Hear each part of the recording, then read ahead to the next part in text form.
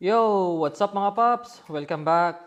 So ngayon ay kukunin natin ang ating rerentahang sasakyan mga paps para sa ating long drive. At eto nga yung napili natin mga paps, SUV na RAV4 Hybrid. Masubukan nga nating i-drive ang half electric at half gasolina mga paps. Mas fuel efficient daw to kaya medyo mas mahal yung renta. All-wheel drive naman to mga paps. Kaya pwede lang pang off-drive kung kinakailangan. Tsaka unlimited kilometers yung kinuha ko mga paps kasi medyo malayo yung pupuntahan natin. More than 600 kilometers ang one way nun. Ilalaban ko sana yung pang daily ko na Subaru mga paps na yung Impreza. Kaso naalangan ako. Lalo si Rani ko tayo mga paps. Wala tayong alam sa mga makina. Kung tirikan ako sa gitna ng disyerto, patay na. Pwede lang sana kung simpleng flat tire lang.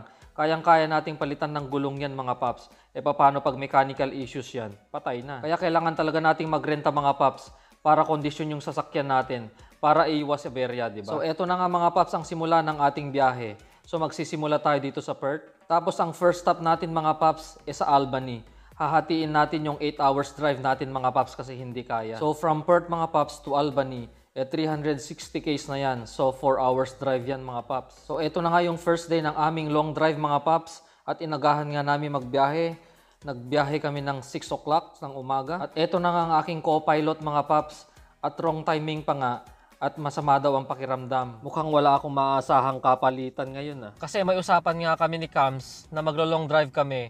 Pero salitan kami. Mukhang nagdadahilan lang tong si Cams para hindi makapag-drive. At nagagalit nga mga paps kasi hindi ko daw nadala yung neck pillow niya. Ano kaya tingin nito nasa loob ng bus o eroplano para tulugan ako? At ayan mga paps, sabak na tayo. Kape muna tayo para di antukin. Maganda naman yung mga daanan dito mga paps.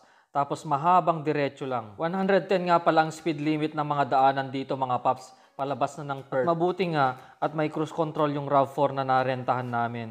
Kung hindi, ngalay yung paa ko to sigurado. Pwede kang mag-D4 mga paps Kung ngalay na yung paa mo. Pwede. Actually nga mga paps, parang kulang nga yung 110 na speed limit dito Tignan mo naman kung gaano kahaba yung kalsada na to. Ito na ito yung sinasabi nilang basta dire-diretso lang, walang liliko mga paps. Imagine nyo kung gaano kalaki yung Australia mga paps.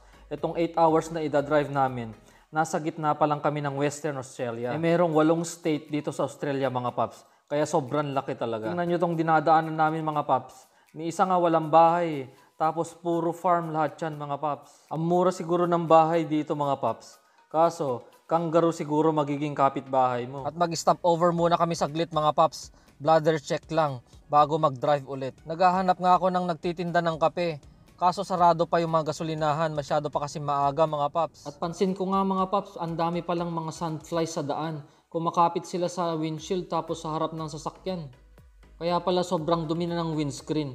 Hindi kayang tanggalin ng wiper lang. O siya mga paps, magmamaneho muna ako. Mukhang wala akong aasahan sa co-pilot ko Akala ko sasalitan kami. Mahaba-haba pa tong drive mga paps. Ang aking pasahero ay tulog na tulog na.